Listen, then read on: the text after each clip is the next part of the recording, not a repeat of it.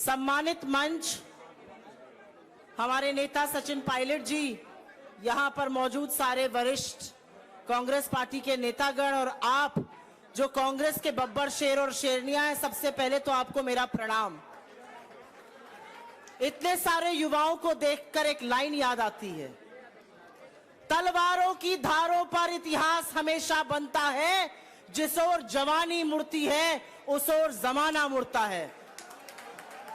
आपकी पलायन रोको और नौकरी दो यात्रा ने सत्ता के चूल्हे हिलाकर रख दिए हैं। सत्ता में बैठे हुए लोग जो डबल इंजन की तथाकथित सरकार चला रहे हैं वो परेशान हैं आपकी इस यात्रा से, आपके युवाओं के मुद्दे को उठाए जाने से। असलियत यह है कि बिहार का 8 करोड़ युवा आज आपके साथ कंधा से कंधा मिलाकर चलने को तैयार है, क्योंकि उसको भी एक उज्जवल भविष्य चाहिए। वो अपना घर, अपना गांव, अपना देहात, अपना शहर, अपना परिवार छोड़कर नहीं जाना चाहता है। लेकिन बिहार में न उद्योग लगे, न निवेश हुआ, न नौकरियां बनी, न रोजगार बने, और इसलिए उसको मजबूर होकर इस देश के कोने कोने में जाकर कहीं पर छोटा तो कहीं पर बड़ा काम करना पड़ता है।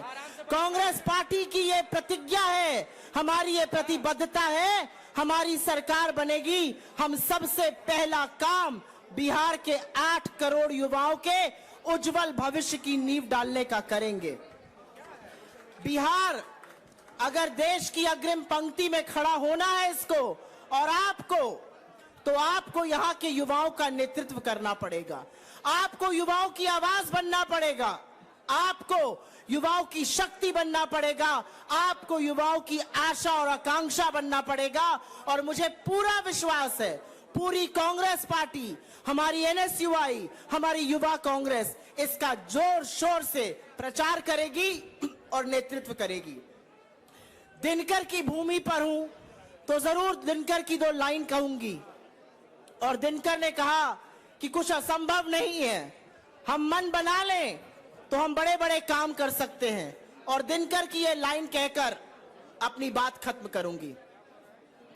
सच है विपत्ति जब आती है कायर को ही दहलाती है, सूरमा नहीं विचलित होते क्षण एक नहीं धीरज खोते, विघ्नों को गले लगाते हैं कांटों में राह बनाते हैं, मुख से न कभी उफ कहते हैं संकट का चरण न कहते हैं, जो आ पड़ता सब सहते हैं उद्योग निरत्नित रहते हैं, शूलों का मुख न साने को बढ़ खुद विपत्ति पर छाने को, है कौन विघ्न ऐसा जग में टिक सके वीरवर के मग में, खम्भ ठोक ठेलता है जब नर पर्वत के जाते पांव उखड़, मानव जब जोर लगाता है पत्थर पानी बन जाता है। आप लोग बिहार में पत्थर को पानी बनाएंगे, आप राहुल गांधी और खड़गे जी की आवाज को बुलंद करेंगे और आप बिहार के युवाओं को एक नई दिशा, एक नया भविष्य देंगे। मंच पर उपस्थित सम्मानित नेतागण और इस यात्रा की जनसभा में आए हुए बिहार के कोने कोने से कार्यकर्ता साथी, नौजवान विद्यार्थी, महिलाएं और बुजुर्गों, मैं आपका बहुत ज़्यादा वक्त नहीं लूँगा, क्योंकि हमारा आगे का कार्यक्रम ये है कि यात्रा अपने तय कार्यक्रम के अनुसार मार्च करेगी और हम लोग मुख्यमंत्री जी से मिलने का प्रयास करेंगे। वो मिलेंगे कि नहीं मिलेंगे ये उनके ऊपर है, लेकिन हम पलायन रोको नौकरी दो यात्रा के माध्यम से विभिन्न जिलों से गुजरते हुए जो मांग पत्र लेकर के आए हैं, जो प्रभावित वर्ग के लोग हैं, लगभग 1 लाख प्रभावित नौजवानों से इस यात्रा के माध्यम से हम लोग जुड़े हैं। और इस यात्रा के प्रेस कॉन्फ्रेंस में लोगों ने आकर के अपनी बात रखी है, जो प्रभावित वर्ग के लोग हैं। और यह यात्रा एक हद तक कम से कम एक कोशिश तो जरूर है कि बिहार के भीतर जो जन समस्याएं हैं उसका जन संघर्ष बनने का जो है एक अवसर प्रदान किया है। तो इस जन संघर्ष के माध्यम से हम अपनी बात, बिहार के लोगों की हक की बात बिहार के सरकार और बिहार के मुखिया को बताने की कोशिश करेंगे। और दूसरी बात कि आज का तारीख ही पटना के लिए क्यों चुना गया है। आज का तारीख पटना के लिए इसलिए चुना गया कि आज महात्मा ज्योतिबा फूले की जयंती है और महात्मा ज्योतिबा फूले कहते थे कि शिक्षा के बिना बुद्धि का नाश होता है और बुद्धि के बिना नैतिकता का नाश होता है, नैतिकता के बिना विकास का नाश होता है और विकास के नाश से धन का नाश होता है और धन का नाश होने से जो बहुजन वर्ग के लोग हैं, जो बहुतायत लोग हैं, उनकी तबाही आती है, उनका भारी नुकसान होता है। तो महात्मा ज्योतिबा फूले शिक्षा पर जोर देते थे और कहते थे कि बहुतायत लोगों के लिए, समाज के जो गरीब लोग हैं, शोषित लोग हैं, पीड़ित लोग हैं, उनका कल्याण शिक्षा से हो सकता है, इसीलिए उनको शिक्षा पे जोर देना चाहिए। लेकिन आज शिक्षा की हालत यह है कि जो शिक्षण संस्थान हैं उस पर लोगों को भरोसा नहीं है, जो सरकारी शिक्षण संस्थान हैं, और उसमें जो पढ़ने वाले लोग हैं जिस तरीके से वो पढ़ते हैं कि वो मजबूर हैं शिक्षा की कमी के चलते पलायन करने को लेकर के। जब शिक्षा नहीं मिलेगी तो रोजगार भी नहीं मिलेगा और जब रोजगार नहीं मिलेगा तो परिवार और समाज का विकास भी नहीं होगा। और ये शिक्षा की कमी, रोजगार की कमी, कानून व्यवस्था की कमी आज हमको इस राह पर ला करके खड़ा किया है कि भारी संख्या में लाखों लोग बिहार से पलायन करते हैं, अपनी जरूरत को पूरा करने के लिए दूसरे राज्यों में जाते हैं। और यह जो पलायन है इसके बारे में याद रखिएगा कि ये सिर्फ बेहतरी के लिए नहीं बल्कि मजबूरी के लिए भी करना पड़ता है। इसीलिए इस पलायन के दंश से बिहार को निकालना जरूरी है। और जब हम बिहार को पलायन के दंश से निकालना चाहते हैं तो यहाँ एक बात कहना बहुत जरूरी है।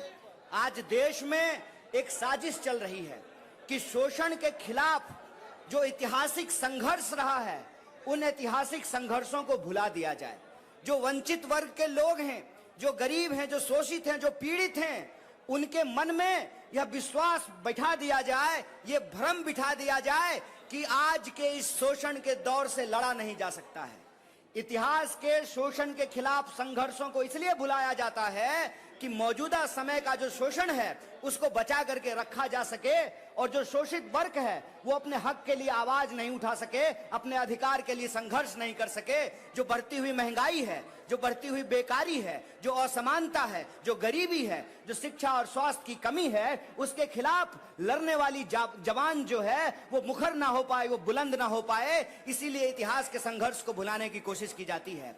इसीलिए मैं आपको बता दूं कि सरकार ने, सेंसर बोर्ड ने महात्मा ज्योतिबा फूले और माता सावित्रीबाई फूले के ऊपर जो फिल्म बनी उस फिल्म पर रोक लगा दिया, उसको प्रतिबंधित कर दिया। हम कहते हैं कि जब तमाम तरह का फाइल बन रहा है, पता नहीं केरल फाइल, लंदन फाइल, कौन कौन सा फाइल बन रहा है, तमाम तरीके की सरकार की प्रोपेगेंडा फिल्में जब बन रही है तो महात्मा फूले और ज्योतिबा फूले और सावित्रीबाई फूले के ऊपर जो बनने वाली फिल्म है उसको क्यों बंद किया गया है? उसको इसलिए बंद किया गया है कि देश के भीतर जो शोषित पीड़ित लोग हैं वो अपनी आवाज को बुलंद नहीं कर सकें। इसीलिए हम आप तमाम बिहार के नौजवानों और विद्यार्थियों से अपील करते हैं, कांग्रेस पार्टी के एक एक कार्यकर्ता से अपील करते हैं, साथियों हमारे कंधे पे एक बहुत बड़ी जिम्मेवारी है। हमारे कंधे पे जिम्मेवारी है इस देश की आजादी को बचाने का, हमारे कंधे के ऊपर जिम्मेवारी है इस देश के संविधान को बचाने का। और हमको यह जो काली टोपी का काला कारनामा है इसके खिलाफ व्हाइट टी शर्ट पहन करके, न्याय योद्धा बन करके, संविधान सेनानी बन करके हमको अपने आजादी की रक्षा करना पड़ेगा, हमको अपने देश और संविधान की रक्षा करना पड़ेगा। इसीलिए बिहार के भीतर, देश के भीतर अगर कहीं कोई अन्याय होगा तो कांग्रेस पार्टी का एक एक कार्यकर्ता जो संविधान में भरोसा करता है, इस देश में जिसको भी संविधान के ऊपर भरोसा है, जो इस देश की आजादी को सही समझता है, जिसको लगता है कि देश की आजादी ने यह अधिकार दिया है कि अमीर और गरीब का वोट बराबर किया है, यह देश जितना अमीरों का है उतना ही गरीबों का है, इस बात में जो भरोसा करने वाले लोग हैं, जो नफरत को हरा करके मोहब्बत को जिताने वाले लोग हैं, उनको एकजुट होना पड़ेगा, उनको कांग्रेस की विचारधारा से जुड़नी पड़ेगी, कांग्रेस का हाथ मजबूत करना पड़ेगा। क्योंकि कांग्रेस की लड़ाई अन्याय के खिलाफ न्याय की लड़ाई है, कांग्रेस की लड़ाई गुलामी के खिलाफ आजादी की लड़ाई है, कांग्रेस की लड़ाई इस देश में जो ऊंच ऊंच नीच की व्यवस्था है उसको समाप्त करके समानता को स्थापित करने की लड़ाई है। इसीलिए मैं आप तमाम साथियों से यह आग्रह करता हूं कि यह यात्रा, ये अंतिम बात मैं आपसे बोल रहा हूं, यह यात्रा आज समाप्त नहीं हो रहा है, इस बात को याद रखिएगा। ये अंजाम नहीं है, आगाज है, इस बात को याद रखिएगा। इस बात को याद रखिएगा कि बिहार जब जब करवट लेता है देश बदलता है, और देश के इस बदलाव में बिहार के जो तमाम छात्र और नौजवान हैं कदम से कदम मिला करके इस आंदोलन में, इस जन आंदोलन में हिस्सा लें। और कांग्रेस पार्टी को हम शुक्रिया अदा करना चाहते हैं, हमारे नेता सचिन पायलट का, यूथ कांग्रेस का, एनएसवाई का, और एक एक वो व्यक्ति जो यात्रा में यात्री बन करके चला है, जो पेंडिंग भर्ती वाले हमारे नौजवान साथी हैं, हम सबका धन्यवाद करना चाहते हैं कि आपने जनसंघर्ष का एक मंच दिया है। बदलाव की चाहत रखने वाला एक एक इंसान से जनसंघर्ष के मंच से जुड़ेगा और बिहार में बदलाव होगा। ये अंजाम नहीं है, ये आगाज है, ये आगाज है कि हम बिहार में बदलाव करेंगे। सचिन पायलट बिहार जिंदाबाद। प्रदेश कांग्रेस कमेटी के अध्यक्ष, सचिन पायलट जिंदाबाद। बिहार प्रदेश कांग्रेस कमेटी के अध्यक्ष, हमारे एआईसीसी की प्रवक्ता बहन सुप्रिया जी, वरुण जी, उदय बहान जी, शकील भाई, मंच पर सभी नेतागण, हमारे नौजवान साथी एनएसयूआई के प्रभारी कन्हैया कुमार जी, इस सभा में मौजूद नौजवान दोस्तों, भाइयों बहनों, बहुत समय हो गया, लंबे समय से आप यहां बैठे हो गर्मी में, लेकिन मैं सबसे पहले तमाम उन यात्रियों को धन्यवाद देना चाहता हूं जिन्होंने पिछले 26 दिनों से इस गर्मी में, इस धूप में जनता की, नौजवानों की आवाज बनकर सड़कों पर आप निकले। पलायन को रोकने के लिए, नौकरियां देने के लिए जो सरकार को मजबूर करने का बीड़ा आपने उठाया है, उसको बल देने के लिए, उसको ताकत देने के लिए आज हम तमाम साथीगण आपके बीच में मौजूद हैं। और मैं आपको बताना चाहता हूं, इस देश में और खासकर बिहार में सबसे बड़ी महामारी कोई है तो बेरोजगारी है। हर घर, हर गांव में पढ़े लिखे शिक्षित नौजवान, बच्चे बच्चियां भटक रहे हैं, अपना भविष्य अंधकार में देखते हैं, जवाबदेही तय करना चाहते हैं पटना में बैठे लोगों की। बिहार का शासन चलाने वाले लोग जो सालों साल से सत्ता का मजा लूट रहे हैं, उन्होंने नौजवानों को कभी ध्यान नहीं दिया। आप जवाब मांगो तो लाठी मिलती है, घपले हैं, भर्तियों में रिश्वत देकर नौकरी मिल रही है, पेपर लीक हो रहे हैं, और पूरे भारतवर्ष में, और जैसा मैंने कहा, विशेष रूप से बिहार के नौजवानों के साथ जो सालों साल से बेइंसाफी हो रही है, उसके खिलाफ आवाज उठाने के लिए इस यात्रा का आगमन हुआ है। और आज पटना में 27वें दिन ये तमाम साथी यहाँ मौजूद हैं। मैं आप लोगों को विश्वास दिलाना चाहता हूं, अखिल भारतीय कांग्रेस कमेटी, राहुल गांधी जी, प्रियंका जी और खड़गे साहब, हम सब ने मन बनाया है कि बिहार में जब जब जनता के बीच जाएंगे तो रोजगार का मुद्दा सबसे पहले उठेगा। जो बैकलॉग है उसको भरना पड़ेगा, जो लाखों लाख नौकरी के वादे सरकार ने किए हैं उसको पूरा करना पड़ेगा। और ये पक्षपात की राजनीति, ये भेदभाव की राजनीति, ये पैसा दो और काम कराओ, इस राजनीति को समाप्त करने के लिए आप नौजवानों को अपना भविष्य अपने हाथों में लेना पड़ेगा। मैं धन्यवाद देना चाहता हूं हमारे नवनियुक्त प्रदेश अध्यक्ष जी का, जिन्होंने युवक कांग्रेस को और एनएसयूआई को अपना हिस्सा माना, एक ताकत दी और संबल दिया।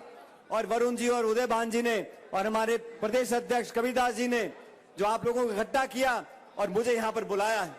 आज सुप्रिया जी, मैं, हम सब साथी आप लोगों को विश्वास दिलाने के लिए आए हैं, ना सिर्फ इस यात्रा में, लेकिन इसके बाद जो जो आप प्रयास करोगे, जो कदम उठाओगे, जो डबल इंजन की सरकार है दिल्ली और पटना में, हर बात पे double engine, double engine, double engine.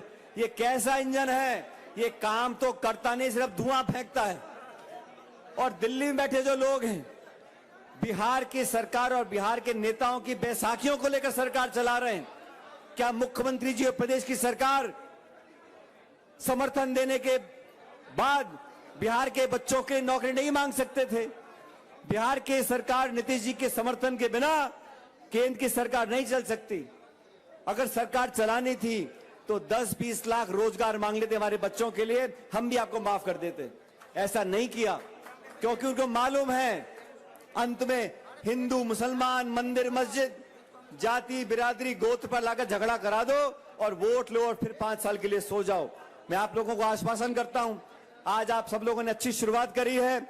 आने वाले चंद महीनों में जब जब आप याद करोगे बिहार के किसी कोने में, हम तमाम कार्यकर्ताओं के साथ कंधे से कंधा मिलाकर आपके लिए संघर्ष करेंगे।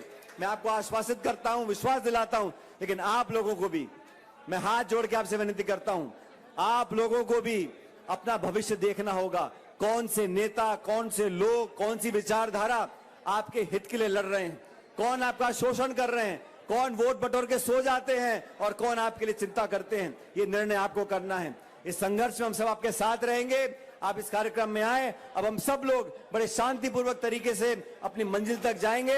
आप लोगों को पुनः धन्यवाद करते हुए मैं परमपिता परमेश्वर से दुआ करता हूं कि आप लोग हमेशा खुश रहो, फलो फूलो, भगवान आपको बहुत तरक्की दे। आपका बहुत बहुत धन्यवाद। राम राम सा।